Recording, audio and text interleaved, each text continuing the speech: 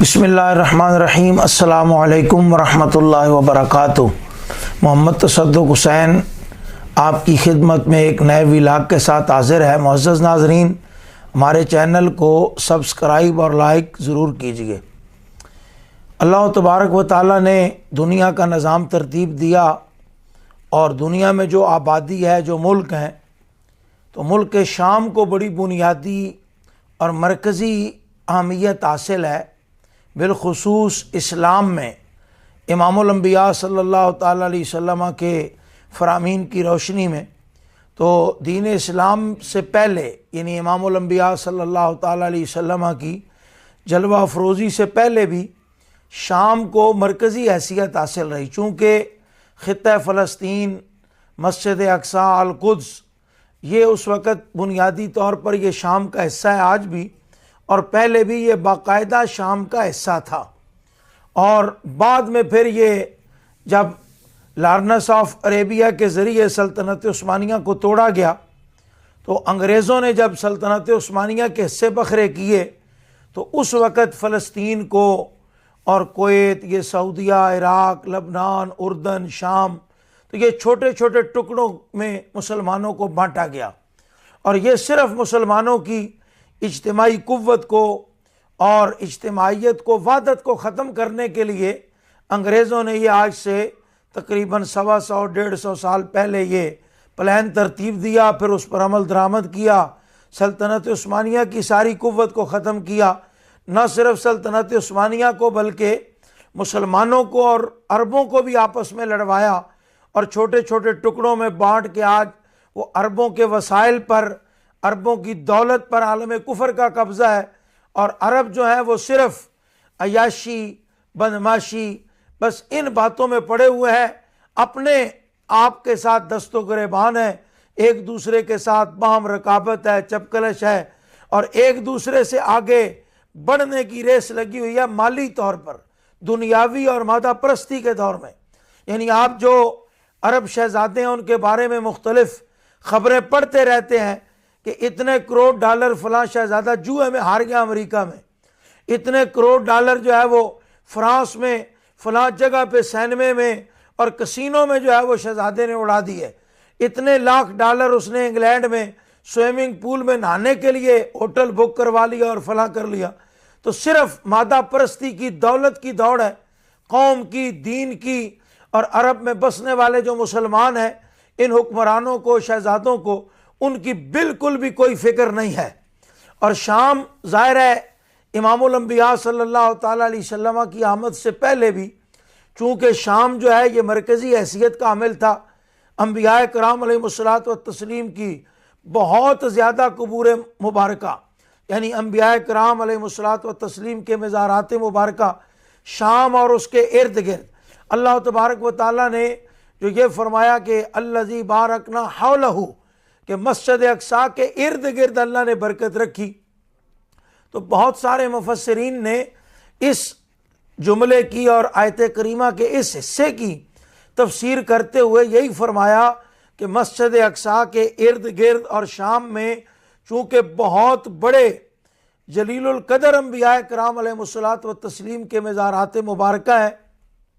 اور ان کی قبور مبارکہ کی وجہ سے ہی اللہ تبارک و تعالیٰ نے زمین کے اس ٹکڑے کو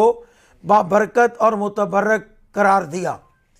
تو چونکہ یہاں شام میں انبیاء کرام رہے،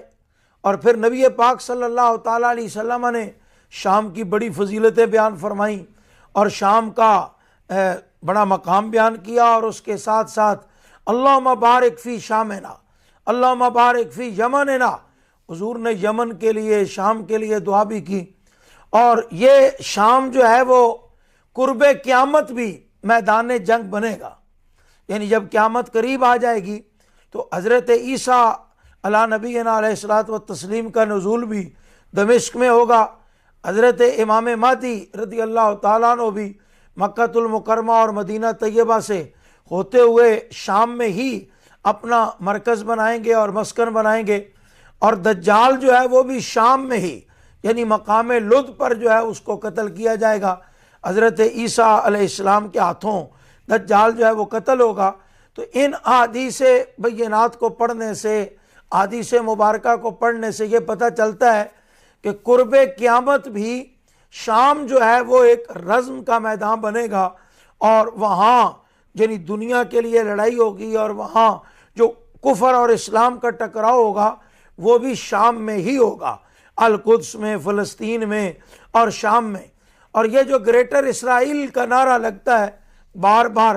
تو اس کے پیچھے بھی اصل میں وہی علامات قیامت اور یہ چیزیں ہیں۔ اور ظاہر ہے یہودی بھی تو قرآن و سنت کو پڑھتے ہیں، تو وہ بھی اسی تناظر میں ان باتوں کو دیکھتے ہیں۔ اس وقت شام کے حالات بہت دگرگوں ہیں۔ بشار الاسد کی حکومت ختم ہو چکی ہے، اور بشار الاسد کی جو آمریت تھی اس سے قبل اس کے باپ حافظ الاسد کی جو آمریت تھی، تقریباً نصف صدی اس خاندان نے حکمرانی کی۔ لیکن اب اس وقت ظاہر ہو رہا ہے، پہلے بھی ظاہر تو تھا، میڈیا کو بھی پتہ تھا اور بہت ساری لوگوں کو باتیں پتہ تھی، لیکن ظاہر ہے بہمرے مجبوری پر لوگ ان بہت زیادہ باتوں کو بیان نہیں کر سکتے تھے، اس ڈکٹیٹرشپ کی وجہ سے، اقتدار کی وجہ سے، بشار الاسد کے ظلم و ستم کی وجہ سے۔ تو اب بہت زیادہ ویڈیوز جیلوں سے آ رہی ہیں کہ جیلیں اتنی تھیں، قید خانے اس قدر تھے، اور پھر اس میں بڑی ہولناک اور اذیتناک سزائیں دی جاتی تھیں شامی مسلمانوں کو، یا جو حکومت کے خلاف لب کشائی کرتے۔ تو یہ سارا ظلم و ستم جو نصف صدی سے جاری تھا، الحمدللہ وہ ظلم و ستم جو ہے وہ ختم ہو گیا۔ لیکن ظاہر ہے اس میں یہ بات تو بہرحال ضرور ہوئی کہ حکومت کے جانے کے بعد ملک میں عدم استحکام آتا ہے۔ جب حکومت ہی کوئی نہ ہو تو بے شک یہ جو مظاہرین ہیں، یہ جو مجاہدین ہیں، یہ جو جنگجو ہیں، یہ کامیاب ہو گئے۔ لیکن جب تک حکومت مستحکم نہیں ہوتی، تو چونکہ شام بالکل اسرائیل کا پڑوس ہے، اور اسرائیل جو ہے وہ حملے بھی کر رہا ہے۔ بشار الاسد حکومت کے اینڈ پہ ہی اس نے حملے شروع کر دیے تھے شام میں، اور جب اسرائیل کا دل چاہتا ہے وہ شام میں در اندازی کرتا ہے۔ تو عرب ممالک کو، بالخصوص ترکی، سعودیہ، مصر، ایران، ان ممالک کو مل بیٹھ کے شام کے حالات کو غور و فکر اور تدبر کے ساتھ دیکھنا چاہیے، چونکہ ایک لڑائی ہے آپس کی، یعنی اندرونی اختلافات ہیں۔ یعنی شام میں بشار الاسد حکومت تھی،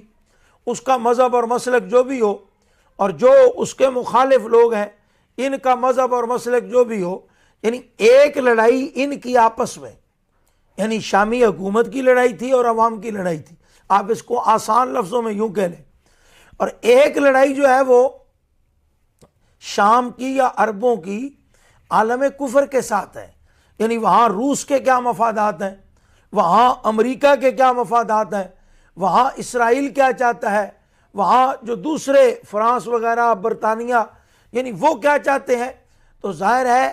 وہ بھی اب شام میں در اندازی کریں گے، اور وہاں وہ کوشش کریں گے کہ اپنی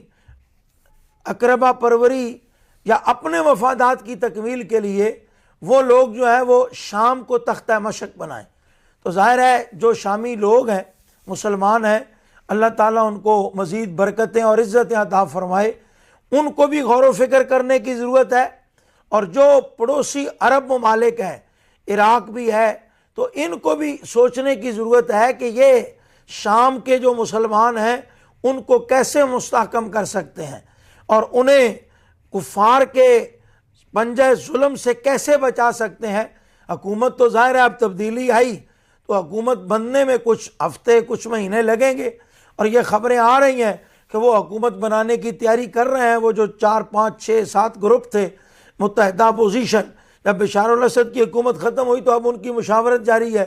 اور وہ حکومت بنانے کے لیے کلا عمل بھی تیار کر رہے ہیں۔ لیکن اگر اسی اثناء میں امریکہ اور اسرائیل دارائیں اور وہ اپنے مقاصد حاصل کریں، اور یا شام کو تختہ مشق بنائیں روس اور امریکہ اپنی جنگ کے لیے، تو یہ بہرحال شام کے لیے بھی اور عالم اسلام کے لیے بھی یہ بہت ہولناک اور خطرناک کھیل ہوگا۔ اور شام کی اہمیت امت مسلمہ کے لیے اس لیے بھی ضروری ہے کہ امام الانبیاء صلی اللہ تعالیٰ علیہ وسلم کا فرمان عظمت نشان ہے۔ آپ نے فرمایا جب شام کے حالات ٹھیک ہوں گے تو امت مسلمہ کی حالت بھی ٹھیک ہوگی، اور جب شام میں حالات خراب ہو جائیں گے تو پھر میری امت کے حالات جو ہیں وہ بھی خراب ہو جائیں گے۔ تو لہٰذا اس لیے شام کے حالات کے بارے میں ہم فکر مند ہیں۔ اللہ تعالیٰ وہ جو آمریت تھی، ڈکٹیٹرشپ تھی، وہ ختم ہوئی، اس کی نحوستیں ختم کر کے اسلام کی برکات، اسلام کے ثمرات، نظام مصطفیٰ صلی اللہ تعالیٰ علیہ وسلم کی جو عزت و وجاہت ہے، شامی مسلمانوں کو اللہ تعالیٰ وہ عطا فرمائے۔ اور جو لوگ یہ موجود ہیں اس وقت متحدہ پوزیشن ہے، اسے بھی اپنی آنکھیں کھلی رکھنی ہوں گی، اور بالخصوص عرب ممالک کو غور و فکر، تدبر، تحمل اور بردباری کے ساتھ شامی مسلمانوں کے استحکام کے لیے وہاں مضبوط حکومت قائم کرنے کے لیے مدد اور تعاون بھی دینا ہوگا۔